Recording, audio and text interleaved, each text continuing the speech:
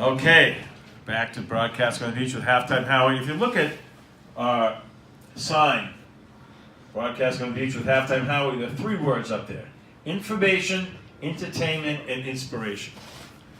Now, this segment definitely comes under the inspiration category. Esther Mitch is Mayor Mitch's grandmother. Mayor has been with me for about 6 years on the show. Does a local Long Beach business scene report, and once a month does a cruising report on his passion of cruise ships. But I said I really would like to have Esther on the show this week because, you know, we are in the holiday season, and a lot of people go out during the holiday season, shopping, whatever, and unfortunately, it's a prime time for burglaries, for houses to be broken into. Well, one day a few years ago, Esther Mitch thwarted a burglary in her home. And I was inspired by her courage and the way she handled it. And Esther, first of all, happy to see you again, but talk about that. Let's kind of relive that whole experience, because it always gives me the chills how you handled it, how inspiring it was.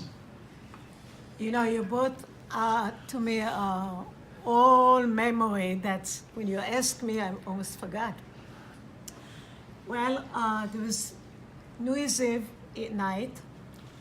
We went to sleep late, me, Maor, and his mother. And the house was black.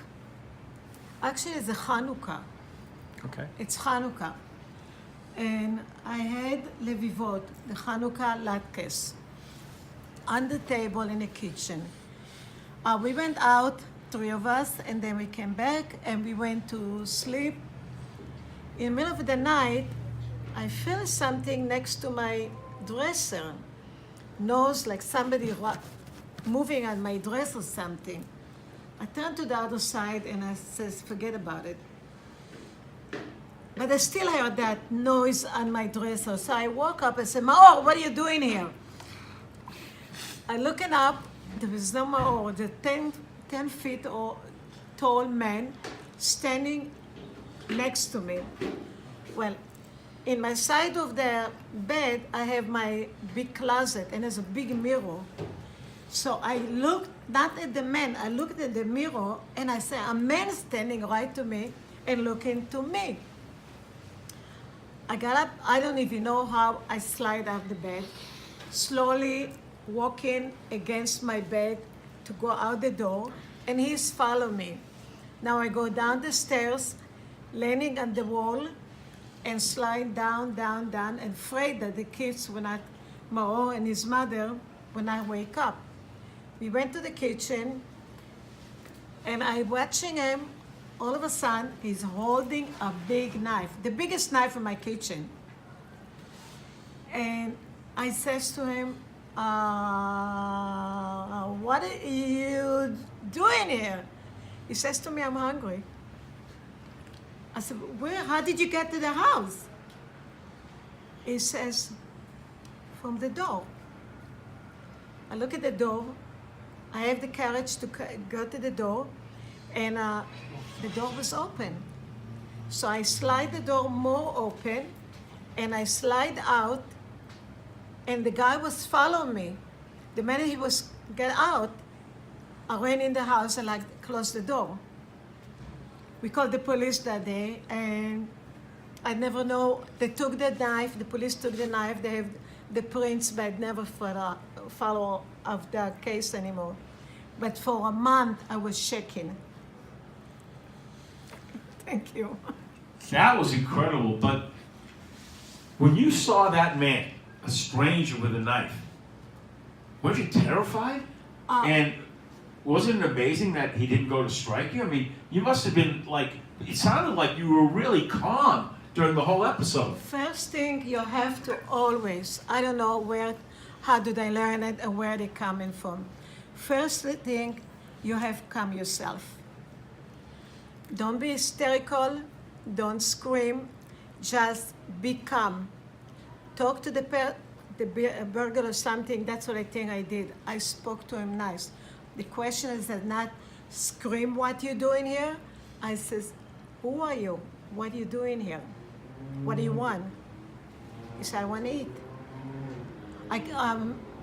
He says to me, I came to the wrong house and I tried the door was open, which I didn't remember the door open. So that's why he says, I went down, I saw him the door, but I went before him, very calm.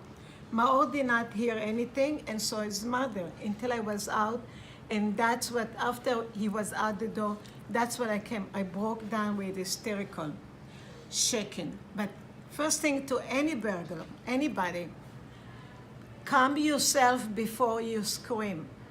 That's the thing that I think I learned from my experience.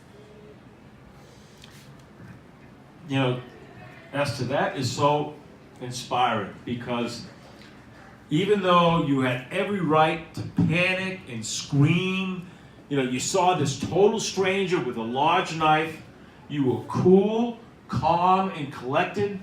You had grace under pressure. You handled it perfectly, and because of your, you know, brave actions, the man left peacefully, and everything was great. But that truly is such an inspiration to so many people that you were able to act calmly and handle the situation so nobody got hurt. So to me, it's just a very inspirational story. Yeah. That's what I really don't know where I learned that. I think from childhood, I grew up in a community with children in Israel, in kibbutz. And we had a lot of things we had in life. Break into the house. We went to a war, shooting in the kibbutz and things like this. We always had to be calm, never to scream. If we have to go to the tunnel or to the shelter, we had to go calm and quiet. And that's probably from childhood what I learned, and it's got me years later on, saved my life here. I think we should have a round of applause for Esther Minch. Thank you. What an inspirational story. Thank you, Esther, for sharing with us. Thank God. You remember.